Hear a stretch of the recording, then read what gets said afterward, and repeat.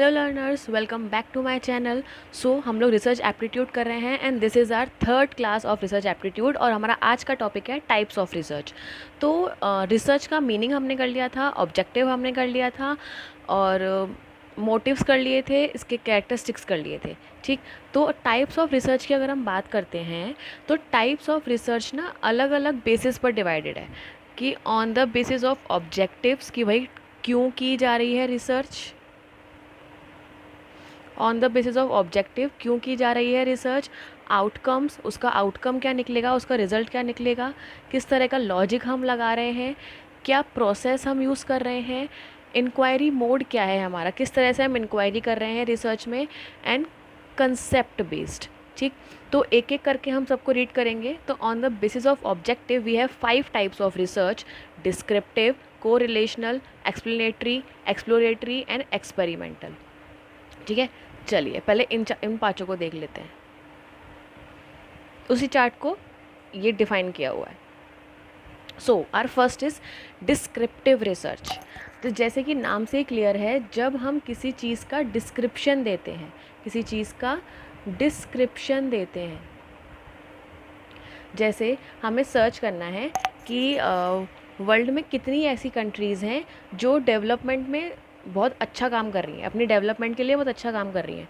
तो we just have to find out the data, है ना, मतलब collect the data, analyse them, present them और रिपोर्ट बना के दे देनी है कि इतनी इतनी कंट्रीज़ हैं, ऐसे ऐसे काम कर रही हैं, एक्सेट्रा। ठीक, या इसमें ये वाली कंट्री अच्छा काम कर रही है, ये कंट्री थोड़ा सा कम अच्छा काम कर रही है, just to give a description. Who, what, where, when and how, इन चीज़ों का आंसर देती है डिस्क्रिप्टिव रिसर्च। ये सेल्फ एक्सप्लेनेटरी होती है, मतलब जो रिसर्चर है, सपोज़ मैं रिसर्च कर रही हूँ इस चीज़ पर, तो रिसर्चर के ऊपर डिपेंड करता है कि वो कैसे एक्सप्लेन करेगा, कैसे डिस्क्रिप्शन देगा। ठीक है, and the research that describes the situation, an event और an institution is descriptive research. चाहे हम किसी इवेंट को डिस्क्रिप्शन दे रहे हैं, इवेंट का, किसी सिचुएशन का डिस्क्रिप्शन दे रहे हैं, किसी इंस्टीट्यूशन का डिस्क्रिप्शन दे रहे हैं, किसी भी चीज़ का डिस्क्रिप्शन दे रहे हैं जो ऑलरेडी एग्जिस्ट करता है, वैसा ही डिस्क्रिप्शन दे देना। जैसे हम बात करें कि इंडियन एजुकेशन सिस्टम पर हमें कुछ रिसर्च करनी है, तो इंडियन एजुकेशन सिस्टम कैसा है इस पर रिसर्च करनी है, तो हम सिर्फ डेटा कलेक्ट करेंगे और फाइनलाइज करके, एनालाइज करके उसको फाइनली एक रिपोर्ट रेडी करके बस दे देंगे कि ऐसा है। ठीक है, कि क्या है, कैसा है, कहाँ है, क्यों है, कब है, जैसा है, जैसी सिचुएशन एग्जिस्ट करती है उसी को हमने बस डिस्क्रिप्शन दे दिया उस चीज़ का अपनी रिपोर्ट में। That is descriptive research. Clear? चलिए नेक्स्ट देखते हैं। अच्छा, डिस्क्रिप्टिव रिसर्च ना 2 तरह की होती है, क्रॉस सेक्शनल और longitudinal.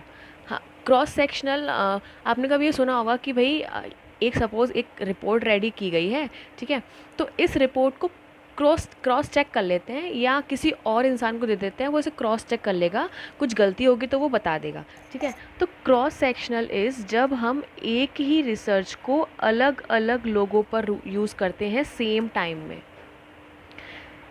Same time different people, cross sectional study. ठीक है, और लॉन्गिट्यूड क्या है, जब हम एक ही चीज़ पर लंबी रिसर्च कर रहे हैं। जैसे हमने एक प्लांट लिया, तो हम उस प्लांट की ग्रोथ पर रिसर्च कर रहे हैं कि भाई कोई फर्टिलाइज़र है, कोई एक्स नाम का फर्टिलाइज़र है, उस फर्टिलाइज़र का प्लांट की ग्रोथ पर क्या असर पड़ता है। तो हम एक ही प्लांट को जब लंबे टाइम तक रिसर्च कर रहे हैं एक ही प्लांट पर, तो वो होता है लॉन्गिट्यूडनल। और जब हम अलग अलग प्लांट्स लेंगे लेकिन एक ही टाइम पर लेंगे, that is cross sectional study. One time, different people, cross sectional, जब हम दूसरे लोगों से भी उसको चेक करवा लेते हैं। ठीक है, एंड लॉन्गिट्यूडनल, वन पर्सन या same individual and long time, different time. ठीक है, क्रॉस सेक्शनल से तो क्लियर हो ही जाएगा कि भाई क्रॉस चेक कर लेना कि एक चीज़ पर काम नहीं है, दूसरी दूसरी जगह भी चेक कर लेना, तीसरी जगह भी चेक कर लेना। तो अलग अलग चीज़ों पर या अलग अलग लोगों पर जब हम एक ही टाइम पर रिसर्च करते हैं, दैट इज़ क्रॉस सेक्शनल। और जब हम एक ही इंसान पर या एक ही वस्तु पर बहुत लंबे टाइम तक रिसर्च करते हैं या अलग अलग टाइम पर रिसर्च करते हैं, that is longitudinal study, descriptive research की।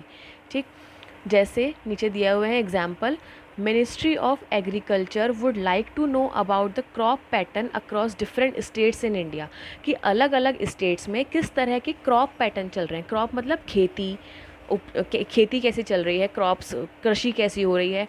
तो इसको हम बस डिस्क्रिप्शन दे देंगे कि भाई इस एमपी में ऐसी है, यूपी में ऐसी है, महाराष्ट्र में ऐसी है, गुजरात में ऐसी है, एक्सेट्रा। ठीक, नेक्स्ट एग्जांपल है, school principal may be interested to know about the result of own school in comparison to other schools of in the district से। सपोज़ कोई भी सिटी है, सपोज़ मुंबई है, तो मुंबई की किसी स्कूल के प्रिंसिपल ये चाहती है कि उसके स्कूल के जो रिज़ल्ट है उसको उसी सिटी के दूसरे स्कूल से कंपेयर किया जाए। तो इसके स्कूल का रिज़ल्ट ये रहा, फिर दूसरे स्कूल का रिज़ल्ट, तीसरे स्कूल का रिज़ल्ट, हम बस कंपेयर कर देंगे। ठीक, बस एक डिस्क्रिप्शन दे देंगे कि ऐसा है। ठीक है, हम ये नहीं बताएंगे कि कैसा होना चाहिए, ये नहीं बताएंगे कि कैसा हो सकता है, इम्प्रूव करने के क्या तरीके हैं, nothing. We just have to give a description about the situation, about the institution, about the event और एनीथिंग एल्स। ठीक है, क्लियर, डिस्क्रिप्टिव रिसर्च। ठीक है, आगे बढ़ते हैं। को रिलेशनल स्टडीज़, को रिलेशनल नाम से क्लियर है, जहाँ पर किसी रिलेशन को चेक किया जाता है कि किन्हीं दो वेरिएबल्स में कोई रिलेशन एग्जिस्ट करता है या नहीं। जैसे अभी फर्टिलाइज़र वाला एग्जांपल लिया था कि एक्स फर्टिलाइज़र है कोई, उसका प्लांट की ग्रोथ पर असर होता है या नहीं। ठीक है, तो अगर हम फर्टिलाइज़र की मात्रा बढ़ाते हैं और ग्रोथ भी होती है तो इनमें पॉजिटिव रिलेशन आ जाएगा। ठीक है, और फर्टिलाइज़र की मात्रा बढ़ाने पर ग्रोथ नहीं होती या कम होती है तो नेगेटिव रिलेशन आ जाएगा। तो थिंग इज़, किन्हीं दो या दो से ज़्यादा वेरिएबल्स में जब हमें कोई रिलेशन कंडक्ट करना होता है कि भाई इनके बीच में क्या कोई रिलेशन है, अगर है तो पॉजिटिव है या नेगेटिव है, तो दैट आर को रिलेशनल स्टडीज़। ठीक है, इसके अलावा एक और एग्जांपल ले सकते हैं, जो कॉमर्स वाले बच्चे हैं उन्हें पता होगा कि डिमांड और सप्लाई हम बहुत पढ़ते हैं इकोनॉमिक्स में, है ना। तो डिमांड अगर प्राइस बढ़ जाता है तो डिमांड कम हो जाती है, और प्राइस घट जाता है डिमांड बढ़ जाती है, ये नॉर्मल लॉ कहता है। ठीक है, लेकिन अगर डिमांड बढ़ रही है प्राइस के घटने पर, है ना, और डिमांड घट रही है प्राइस के बढ़ने पर, तो कैन वी सी कि इनमें ऑपोजिट रिलेशन है, तो ये नेगेटिव या इन्वर्स रिलेशन है। तो जब इसके बारे में स्टडी की गई होगी, कभी जो प्रोफेसर मार्शल ने की थी, ठीक, तो उन्होंने इसके लिए को रिलेशनल स्टडी की होगी, को रिलेशनल स्टडी, कि क्या इन दो वेरिएबल्स के बीच में कोई रिलेशन एग्जिस्ट करता है, अगर करता है तो पॉजिटिवली करता है या नेगेटिवली करता है। तो यहाँ पर हमको नेगेटिवली मिला था और यहाँ पर हमको पॉजिटिव मिला कि हम फर्टिलाइज़र ज़्यादा डाल रहे हैं तो ग्रोथ ज़्यादा हो रही है,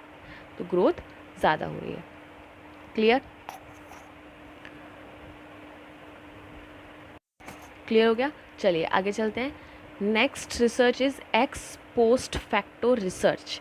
ये बेसिकली डिस्क्रिप्टिव रिसर्च और एक्सपेरिमेंटल रिसर्च का एक मिक्सचर है। डिस्क्रिप्टिव में हम क्या करते हैं, सिर्फ डिस्क्रिप्शन दे देते हैं, ठीक है, और एक्सपेरिमेंट में क्या करते हैं, हम ये देखते हैं कि किसी कॉज का किसी चीज़ पर क्या इफ़ेक्ट पड़ रहा है। ठीक है, ये एक्सपेरिमेंटल अभी आगे भी करने वाले हैं हम। तो एक्स पोस्ट फैक्टो में क्या है कि जो चीज़ पहले से ही एग्जिस्ट करती है उसका कॉज एंड इफ़ेक्ट देखना। फॉर एग्ज़ाम्पल हमें ये देखना है कि मोटापे का, फैट होने का कॉन्फिडेंस पर क्या असर पड़ता है। ठीक है, तो हम किसी इंसान को मोटा या पतला करेंगे तो नहीं ना, हम लोग कुछ मोटे लोगों को लेंगे, कुछ पतले लोगों को लेंगे, कुछ मॉडरेट लोगों को लेंगे। तो जो कॉज है, जो मोटापा है, उसको हम कैटेगरीज़ में बांट देंगे, ज़्यादा मोटे लोग, कम मोटे लोग, पतले लोग, एक्सेट्रा। ठीक है, और जो इफ़ेक्ट पड़ेगा इसका, जो इसका इफ़ेक्ट आ रहा है, जो हम कॉन्फिडेंस, जो कि है कॉन्फिडेंस, उसको हम सिर्फ ऑब्ज़र्व करेंगे। इधर इफ़ेक्ट को हम सिर्फ ऑब्ज़र्व करते हैं और कॉज को हम क्लासिफाइड करते हैं, लेकिन पहले से ही एग्जिस्ट करता है वो कॉज नेचर में। हम 5 जनों को उठाएंगे और ऐसे तो हम कर नहीं सकते कि भाई 5 लोगों को पहले बहुत खिला पिला के मोटा करने का 10 दिन, फिर उनका इफ़ेक्ट ऑब्जर्व करने का, फिर उनको बीमार करके पतला करना, खाना नहीं देना, पतला करना, उसके बाद उनका कॉन्फिडेंस ऑब्जर्व करना। ऐसे तो नहीं कर सकते ना हम। तो जो कॉज वाली चीज़ है वो पहले से ही नेचर में एग्जिस्ट करती है, बस उसको हम उठाकर अलग अलग ग्रुपिंग कर देते हैं और उसका जो इफ़ेक्ट आ रहा है उसको हम ऑब्ज़र्व करते हैं। एक्स जो हो चुका बीत गया। पोस्ट फैक्टो का मतलब है जो सिचुएशन है, जो फैक्ट्स हैं उस पर रिसर्च करना, ऐसी रिसर्च या ऐसे फैक्ट्स पर रिसर्च करना जो ऑलरेडी यहाँ पर या नेचर में एग्जिस्ट करती हैं। हम सिर्फ उसको उठाएंगे, क्लासीफाइड करेंगे और जिस चीज़ की हम स्टडी करना चाहते हैं, हम कॉन्फिडेंस की स्टडी करना चाहते हैं, तो हम उनका कॉन्फिडेंस ऑब्जर्व करेंगे। ठीक है, देखो, it is used in social science and business organization. It is conducted in context of phenomenon after it has occur जो हो चुका है उसके बाद ऑब्जर्व करना। नॉन मैनिपुलेटिंग करने का मतलब है कि हम चेंज कर सकते हैं, तो यहाँ तो हम चेंज नहीं कर सकते। हाँ, वेरिएबल ऑलरेडी एग्जिस्ट करते हैं, हम सिर्फ पिक करते हैं उनको और उनको क्लासीफाइड कर कर अपना इफ़ेक्ट जो है वो ऑब्जर्व करते हैं। ठीक है, okay. Next is historical research. Historical research थोड़ा बहुत एक्स पोस्ट फैक्टो से के जैसा ही है, लेकिन ये बेसिकली डिस्क्रिप्टिव रिसर्च है। कैसे? जैसे हमें ये पता करना हो कि मोहनजोदारो में, हड़प्पा में कैसी स्टैंडर्ड ऑफ लिविंग हुआ करती थी, तो हम लोग कुछ ना कुछ उसमें चेंज कर सकते हैं। एक्स पोस्ट फैक्टो में भी हम कुछ भी चेंज नहीं कर सकते थे, लेकिन प्रेजेंट की बात कर रहे थे। एक्स पोस्ट फैक्टो में हम कुछ चेंज नहीं कर सकते थे, लेकिन हम प्रेजेंट की बात करते थे। लेकिन हिस्टोरिकल में भी ऐसा ही है कि हम चेंज नहीं कर सकते, लेकिन हम हिस्ट्री की बात करते हैं, just to describe the history और एनी इवेंट और situation of the historical moment. ठीक है, जैसे trade unions in India, evaluation of modern education system कैसे इवेल्युएट हुआ है उसकी पूरी हिस्ट्री के ऊपर हम रिसर्च कर रहे हैं। That is historical research. Clear? कि देखो 3 तरह की रिसर्च थी, descriptive, historical and x post facto. Descriptive में क्या था? हम सिर्फ चीज़ों को ऑब्जर्व कर रहे थे और उनकी रिपोर्ट बना रहे थे। एक्स पोस्ट फैक्टो में क्या था? हम कॉज एंड इफ़ेक्ट देख रहे थे, लेकिन जो कॉज था वो हम चेंज नहीं कर सकते थे। ठीक है, हम चेंज नहीं कर सकते थे, हम सिर्फ पिक कर रहे थे, उसको क्लासीफाइड कर रहे थे और उसका इफ़ेक्ट हम मेज़र कर रहे थे या ऑब्ज़र्व कर रहे थे। ठीक, उसके बाद आई हिस्टोरिकल रिसर्च। हिस्टोरिकल रिसर्च में हम लोग हिस्ट्री में हुए किसी इवेंट का या हिस्ट्री में हुए किसी सिचुएशन का डिस्क्रिप्शन दे रहे हैं कि मॉडर्न एजुकेशन सिस्टम कैसे इवोल्यूशन हुआ है उसका, या मॉडर्न जो ट्रेड है या मॉडर्न फॉरेन ट्रेड है वो हिस्ट्री में कैसा था, इन जो टाइम चला गया उस टाइम में कैसा था। That is historical research. Clear हो गया होगा आई थिंक। ठीक है, नेक्स्ट इज़ एनालिटिकल रिसर्च।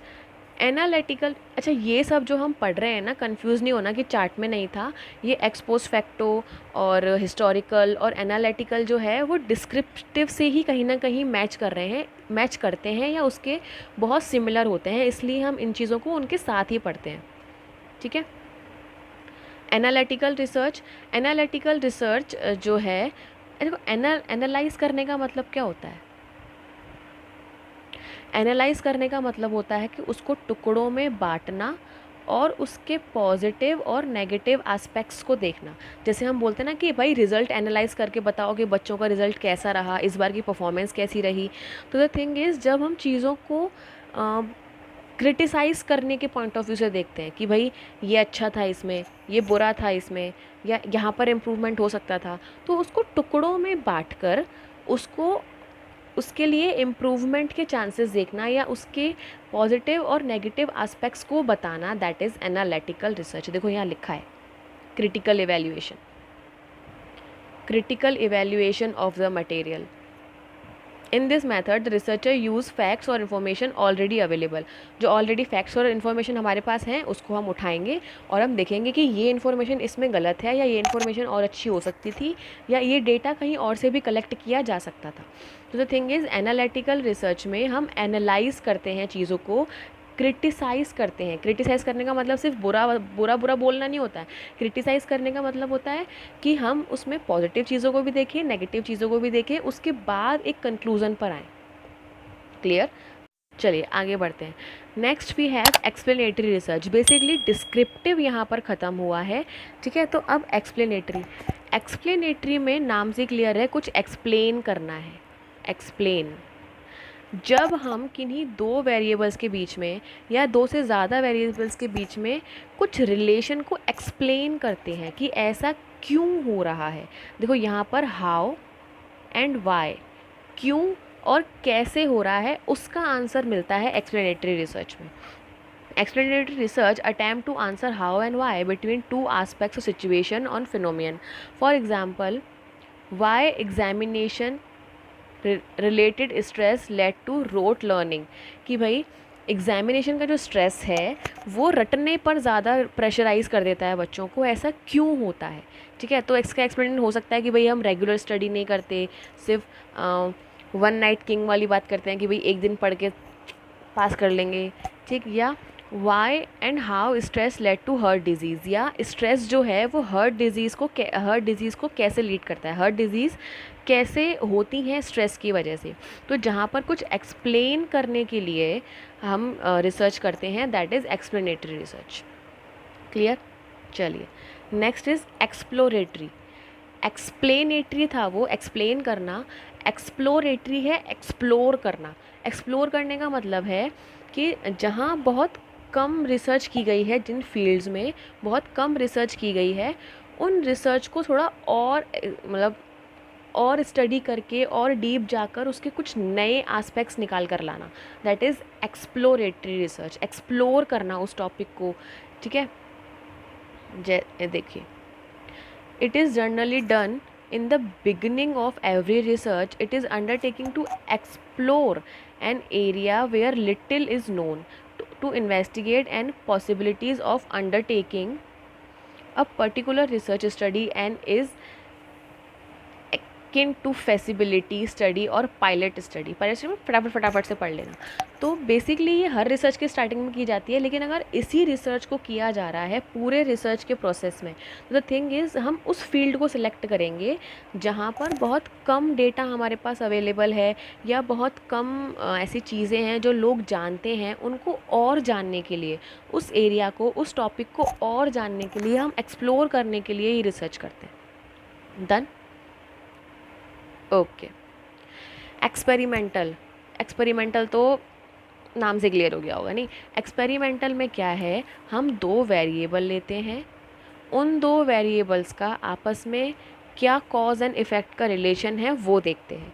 जैसे हमने अभी एग्जांपल लिया था कि एक्स नाम का कोई फर्टिलाइज़र है,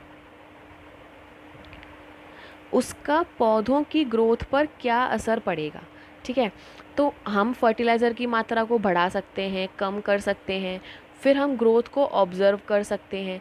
तो ये जो हम अपनी मर्ज़ी से चेंज कर रहे हैं, उसको हम बोलते हैं मैनिपुलेशन। और जो इफ़ेक्ट आ रहा है उसको हम ऑब्ज़र्व करते हैं। जिसको हम चेंज कर सकते हैं वो होता है इंडिपेंडेंट वेरिएबल, और जिस पर इफ़ेक्ट हो रहा है वो होता है डिपेंडेंट वेरिएबल। सो एक और था पीछे एक्स पोस्ट फैक्टो, उसमें भी हम कॉज एंड इफ़ेक्ट देख रहे थे, लेकिन हम उसमें इंडिपेंडेंट वेरिएबल को मैनिपुलेट हम खुद से नहीं कर पा रहे थे। हम सिर्फ जो नेचर में अवेलेबल है उसको पिक कर रहे थे और उसको उसका इफ़ेक्ट हम देख रहे थे कि भाई मोटापे का क्या कॉन्फिडेंस पर असर पड़ रहा है। तो हम इंसानों को मोटा पतला नहीं कर रहे थे, हम मोटे और पतले इंसानों को ही ले रहे थे अपनी स्टडी करने के लिए। लेकिन यहाँ पर हम जो कॉज है, जो फर्टिलाइज़र है, उसको हम खुद चेंज कर सकते हैं, घटाते हैं बढ़ाते हैं। हम देख सकते हैं कि घटाने बढ़ाने पर क्या इफ़ेक्ट पड़ रहा है, हम अपनी मर्ज़ी से घटा रहे बढ़ा रहे हैं। तो एक्सपेरिमेंटल रिसर्च में बेसिकली एक्सपेरिमेंट किए जाते हैं कॉज एंड इफ़ेक्ट देखने के लिए। The experimental research has 3 characteristics. Independent variable होता है जिसको हम मैनिपुलेट कर सकते हैं। All other variable except the independent variables are held constant, कि इंडिपेंडेंट वेरिएबल को ही हम चेंज कर रहे हैं, बाकी सारे वेरिएबल्स जो हैं वो कंस्टेंट हैं, उनमें हम चेंज नहीं कर रहे हैं।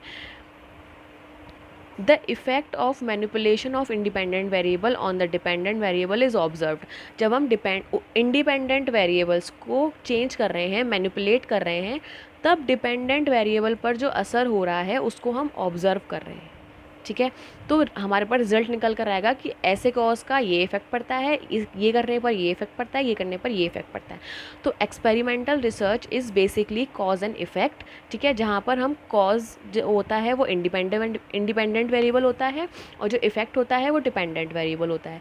इंडिपेंडेंट वेरिएबल को हम मैनिपुलेट कर सकते हैं, और डिपेंडेंट वेरिएबल पर हम जो इफेक्ट आ रहा है उसको ऑब्जर्व करते हैं। ठीक, तो we have done with the first part. One sec. This one. Descriptive, correlational, explanatory, exploratory and experimental. So this was the all for today. If you like and understood this concept, hit like, subscribe and press the bell icon too. Bye bye. Take care guys.